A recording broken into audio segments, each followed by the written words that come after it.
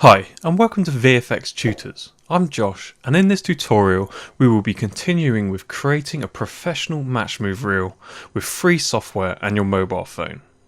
In the previous tutorials we created our image sequence, our 3D scan, and prepped the scan to be tracked. So in this tutorial we will be working with 3DEqualizer, the personal learning edition. The personal learning edition is free to download, but there are restrictions on exporting data from this version. But you can save all your work files and work as normal. So I've already downloaded 3D.4 PLE. I'm just going to open it up. And you just open it as normal, and you can see I've got the PLE version here.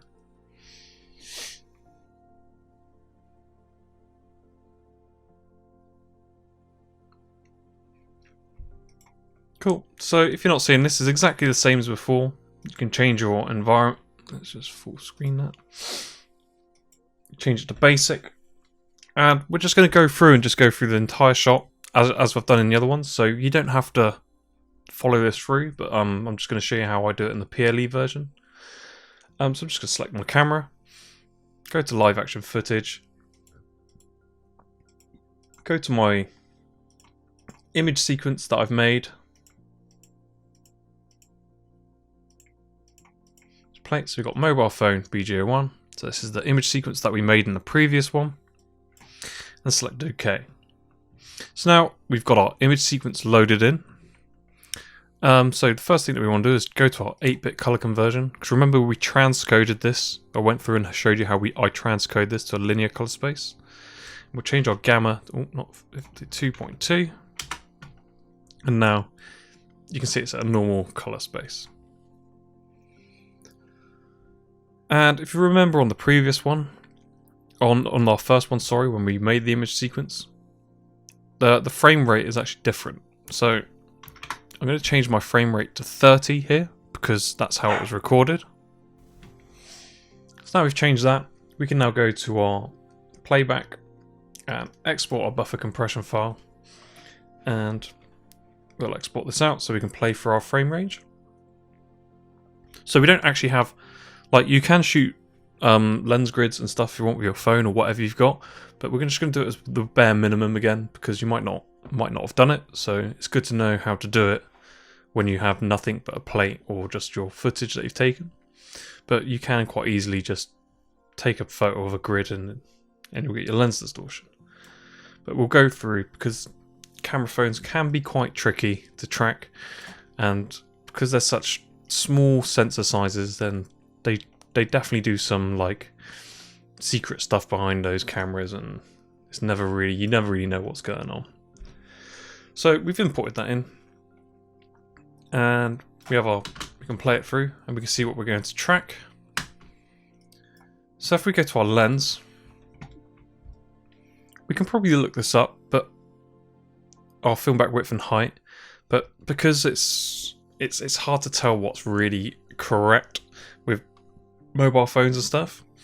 But what I'm going to do is I'm going to go to my focal length, and what I can do, I can look up. So on the iPhone 7 Plus, it's got an equivalent of a 28mm focal length on a traditional LSLR.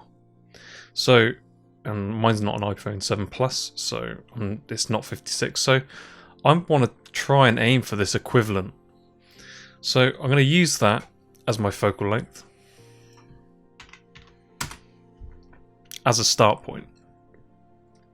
And it's probably going to be wrong, but let's not worry about that for now. But we're going to want to try and keep it to our equivalent focal length.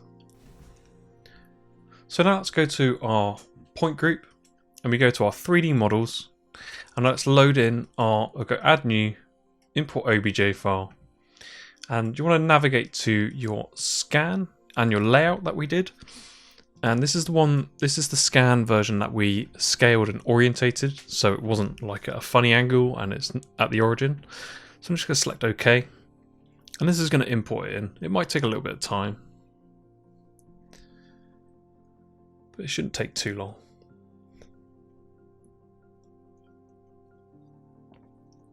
Cool, so that's loaded in. So if we press F6, you can see now we've got our scan. And it's looking pretty good. So you can see we've got performance rendering on. So if we go to our 3D model, select it, and the first thing that we always want to do is make sure reference only is on. And we could probably turn performance rendering off because it's not that big really, and we can bring down the alpha. So we can see where we're tracking. We can go view, show image planes and none. So we can turn that off. So our camera sort of comes up here, follows up, and it ends up around here. So we're not going to see much of that. Cool, so what we can do now is we can go to our, what we'll do first is go to F2. Let's pick a good lineup frame, because this lineup frame is going to be the most important thing that we do, because the lineup frame is going to give us a really nice accurate distortion and figuring out our lens. But also, if you get your lineup is probably your most important. If you get it really if you get it as close as possible, your track's going to work really well. So I'm just going to look through, and I don't really want a lineup point right at the end, and I don't want one at the beginning because I want to be able to see what's up here. So I want to kind of get like a nice in between of everything. And also, it kind of depends on what we see in the texture as well, because because you're using the PLE, you can import in your UV map, so you have all the benefits of all the being able to use the textures on the model. So I think I'm going to go with frame. It's hard. It's going to be between 40 and 50. So let's go with. Let's go frame 45. So I'm going to do my lineup frame on frame 45. So if I go to F6, I'm going to go to my UV map,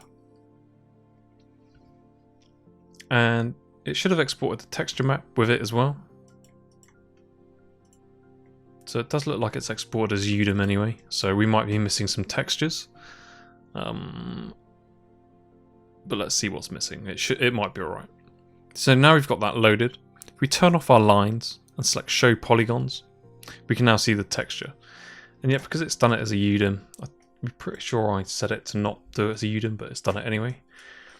We got some patches here, but we're only using this to find points, and there's plenty of like leaves and spots on the tree that we can use. So don't worry about this, because we're not going to use the texture. We only want the wireframe. So I'm going to go to F2. I'm going to start looking for points that I can see on my scan.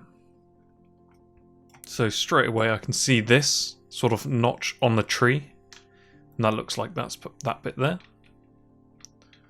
So I'm just going to pick parts, and you want to do this as accurate as possible, because the more accurate you get this, the better your lineup's going to be straight away. So I've just made a single frame point, so that's Control left click. And I'm not going to track this. This is just a single frame, so don't track it. Just leave it as it is. Go to F6, select Extract Polygon, then try and select as close as where you think it is. And we're going to do this for multiple points that we can find. So you have to look through on your scan and see what you can find. Might be quite difficult to find.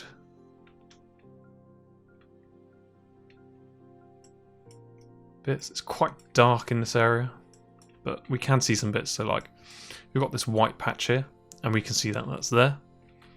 So I'm just going to select the center of that with another single frame, go to F6, extract polygon, select the center of that. I'm just going to look around for as many things as I can find. So it's quite dark, so don't worry too much, but what we can see this white patch here.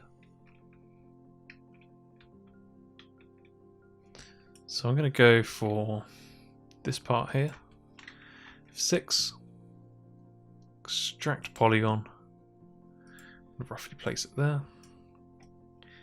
And we just want to get quite a few points that we can find.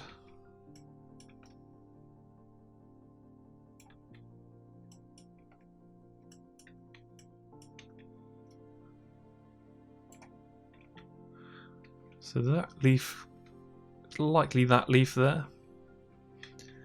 So let's go for that. Just extract polygon, roughly selecting that area. So we still want to get a good spread of points, so see if we can try and find something down here. And it's not great that we're missing some textures, but even having the textures, it's still a massive bonus, so don't worry too much.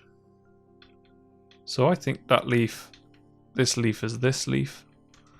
So I'm just going to select the center of this, extract polygon there. So we've got quite a few points around. Let's see if we can see any other stuff.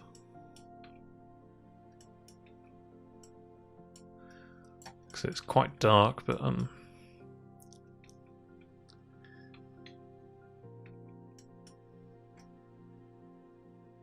can't really see anything there, but I reckon this bit here is definitely this bit here, so let's go for that. Let's extract the polygon. We've got 6 points, so let's just go to, we've got the minimum, so let's press Alt-C and see where that gets us. So if we turn our 3D models off and on, we can see that we've got, it's sort of in the correct place, but the alignment is completely wrong. And you'd usually think this is definitely because of your focal length. But we want to keep, so our equivalent focal length was 28.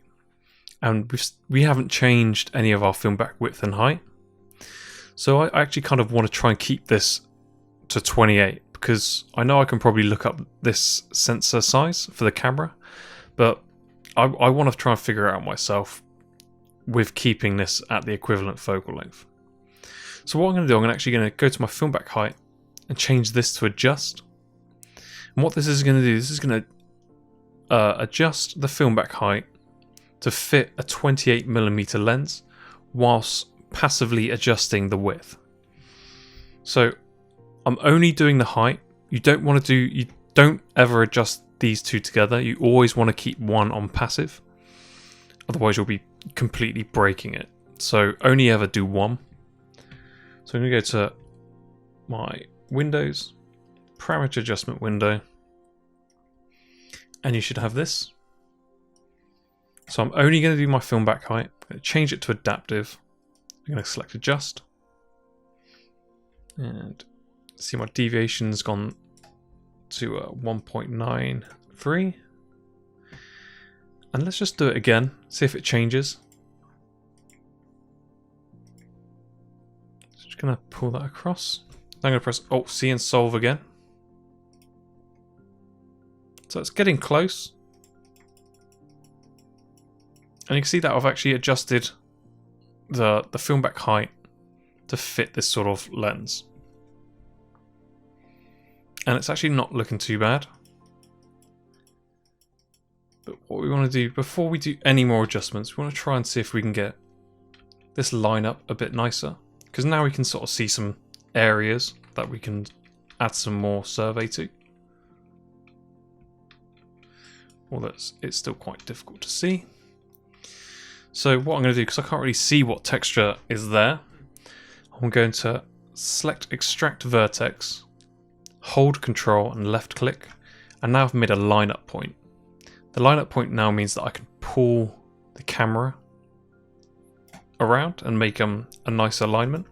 And I'm just going to do that for here as well. So I'm going to deselect, Extract Vertex, hold Control and left click. I'm just going to adjust the camera so it's fitting around there. So now if I turn my 3D model off and on,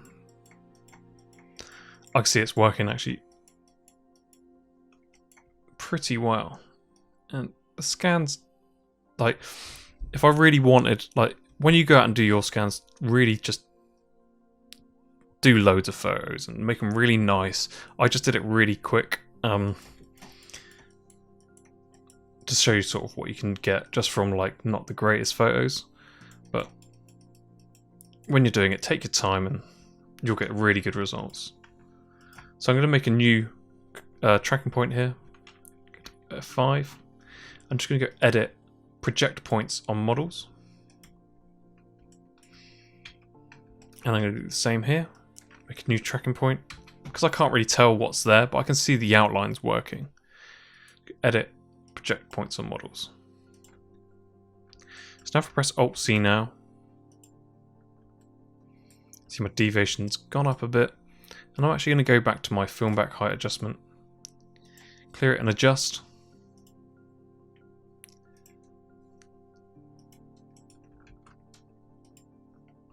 Cool.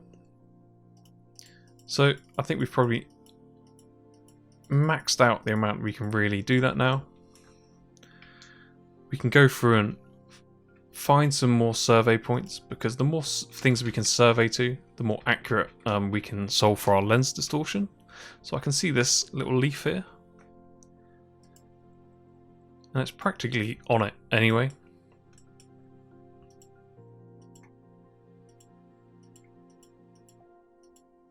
I'm just going to look around, see if I can see any. So I can actually see this very faint V shape here. And that's about here. So I'm going to make a point next. That's probably going to help. Extract polygon. Alt-C. So now what I'm going to do, I'm going to go to my lens. I'm going to change this to fixed now. I'm not going to do any more adjustment on that. I'm going to change my focal length to adjust now.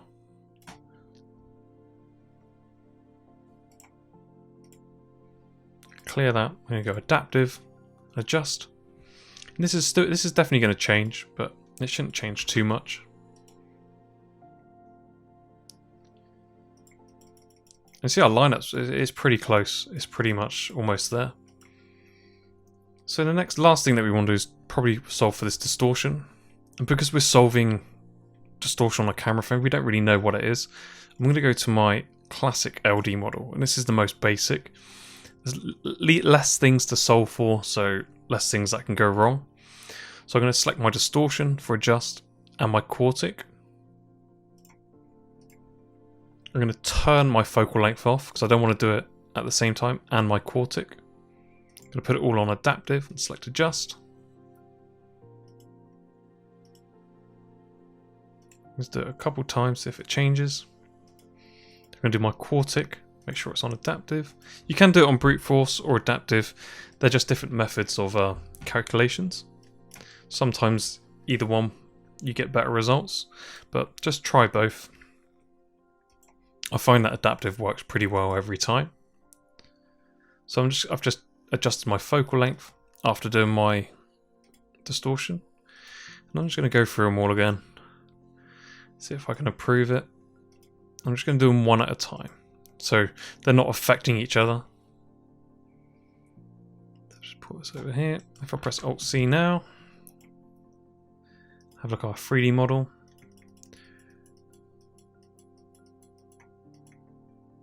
You can see our distortion. We got some pretty good distortion solved from that.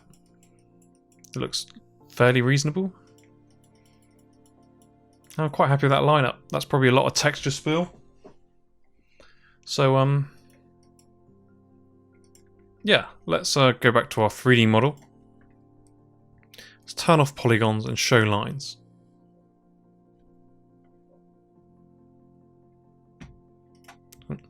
So now we can see that our model's lining up pretty well. Apart from we got some bits coming off the edge here. Let's see if we can actually fix that now. Just be using extract vertex, hold control, left click. Just going to make a lineup point.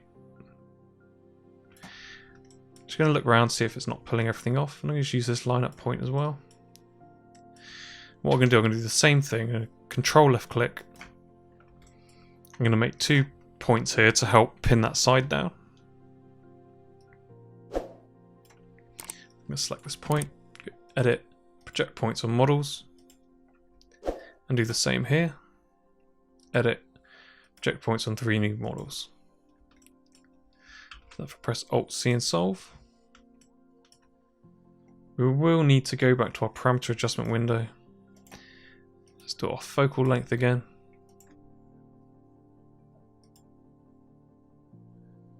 Let's do our distortion.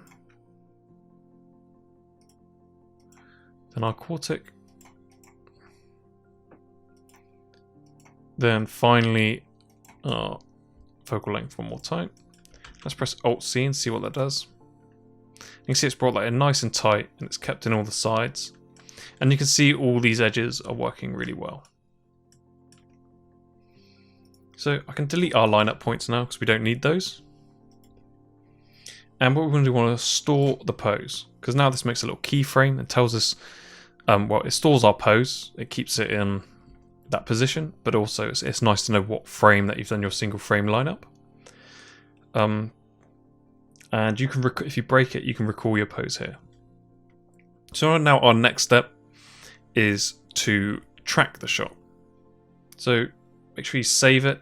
So I'm just going to save mine quickly.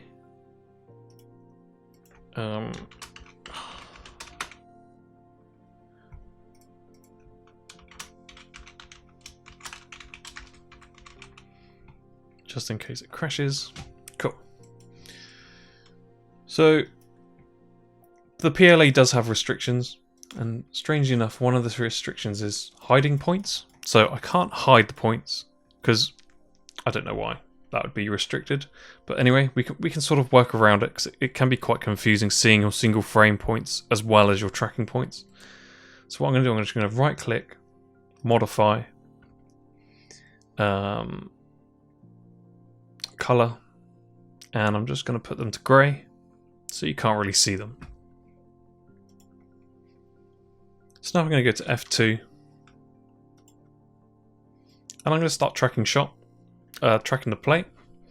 I'm going to start the first frame, and obviously I just want to try and pick points that's going to be in tracked for the longest. So I'm going to pick up here, gauge marker and track. Make sure you're on center 2D so you can see what your track's doing. And just go through and track the points. So I'm just with control left click to create a tracking point. Just adjusting the tracking marker, gauge marker and track. And you see, because it's on my phone, you can see the image stabilization sort of working there, and it doesn't look very nice in phones, but if it's all you got, it's all you got. But hopefully with this, it doesn't really matter the quality of the footage as long as it shows you can track it. So don't worry about the quality of the footage that you're tracking. This is the whole reason for all of this, so you can just track it with whatever you have. But make sure you end points before they go off. But yeah, I will be releasing some more free stuff as well, so you can have some extra stuff to play with. Hopefully we'll come to... I've done quite a few Matchmove. I think we've covered quite a lot of Matchmove. More than, like... If you come across any other things, it's probably you'll be working in industry or something like that. And there's many sort of problem solving things in Matchmove. It's kind of a never ending thing, which is one of the problems with it. Well, one of the things about, well, not problems, it's just all shots are different and it can be quite difficult to find a reasonable solve for every shot. But hopefully you'll find an answer to any of your problems in my channel. But yeah, we will be moving on to some other production stuff. So I plan on trying to go through, use all these shots so you can use them as well. So you're not having to find image sequences for each of the ones. I'm going to be using my same data packages for everything. So that should make it a lot easier for you to learn. And also, soon most of them will be free, so they'll be yours to download and have fun with.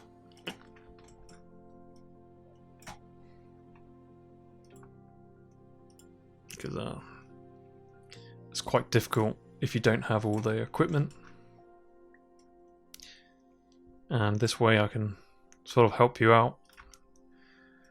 You can get some nice plates and matching HDRIs and reference and scans.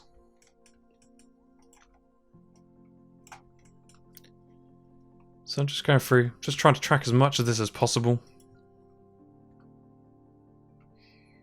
You can see we can get some weird stuff with the image stabilization. So it might give us some jumps in the deviation, but don't worry too much about that.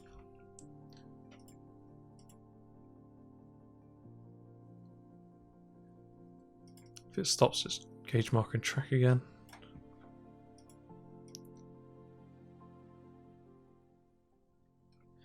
So I'm just going to get this last one up here. I think we've tracked quite a few points.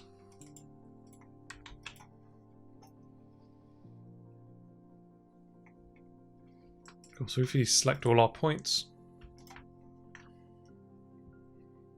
we can see we've got a pretty good spread.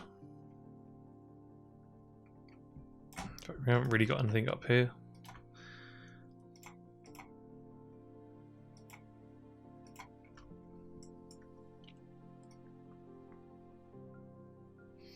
Cool, so let's go to F5.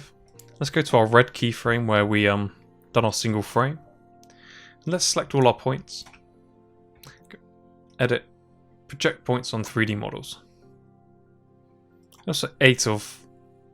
So if they've not all projected, you can zoom in. Project again. It's just something with the clipping plane. And what we can do, press Alt-C straight away. Let's see how that works. Oh, and let's make sure, I forgot that you also need to make sure on your single frame, turn those off, because I've left them on by accident. And you can see how that completely breaks everything. So make sure you turn them off. Cool, so now we've got what looks like an alright solve. We can see our keyframes here. There's no big bumps or anything, so we'll just use the result. Our deviation's pretty good, but we can get this better. So let's just press spacebar and see how it's looking.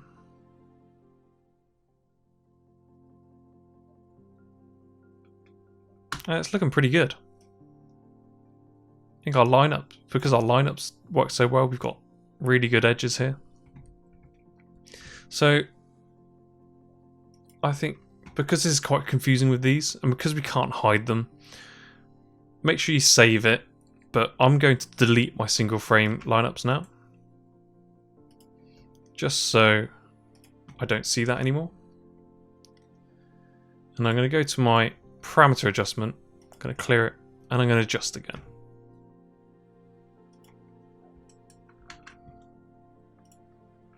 So it's sort of brought it down. Well, it's leveled it out, but we've got some spikes here.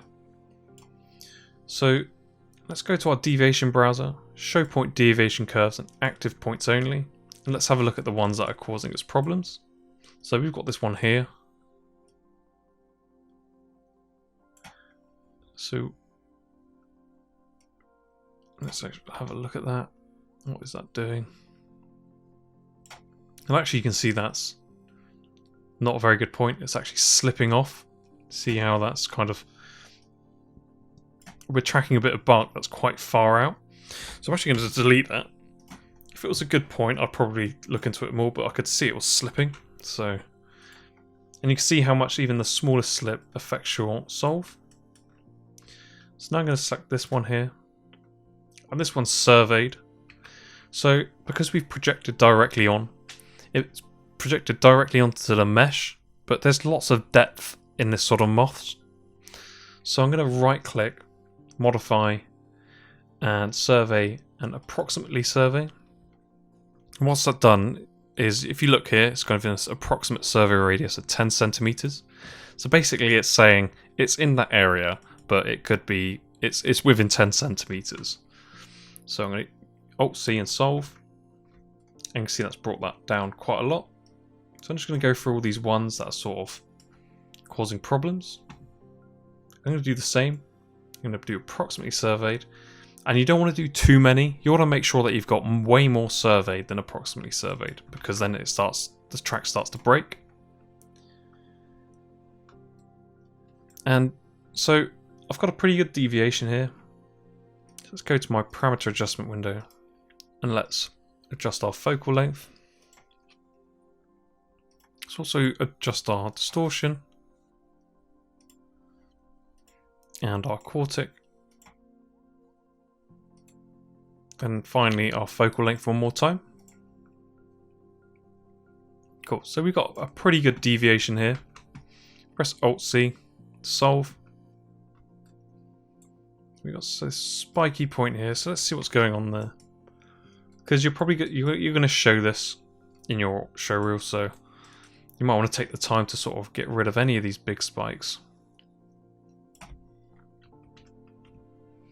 So I'm not sure if there's anything we can really do about that, because that's just a horribly blurry part. So let's approximately survey that.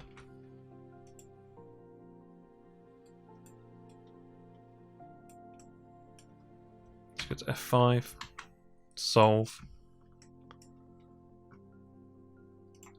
Let's just go to our focal length and adjust that again. Distortion.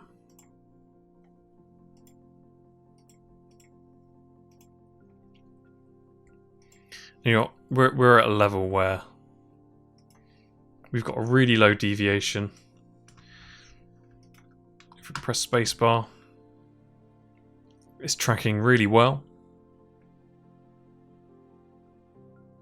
You can even see it's got this very small amount of scan where that tree is, and that's working really well. So let's save this. Let's go call this VO2. And let's just minimize this and press spacebar. And we can see that our track's pretty much done. But our problem is that we can't export any of this. So how do we get this into our show reel? So what we can do, we can use some screen recording software to record our screen. So in the next tutorial, I'm going to go through OBS Studio. I'm going to show you how I'm going to record the screen. It's exactly what I'm using right now to record this tutorial. And we're going to just play with our model settings to get a nice sort of wireframe. And yeah, then we'll finish up by recording it. It'll be a very quick one. I could probably do it in this tutorial, but I'm just going to split them up. So it's not one big tutorial. So yeah, we're pretty much done. And like, I'm not sure if it's my PLE version, because I've had the cones previously. But if you do, you might have the 3D cones here as well. You might not though, because I'm not sure if that's because I've had it loaded in before. But you can select the 3D. Oh no, you can't. It's disabled anyway, so don't worry about that. Cool. So yeah, we're pretty much done with this. So if you've enjoyed this tutorial, hit that like button and subscribe for more like this.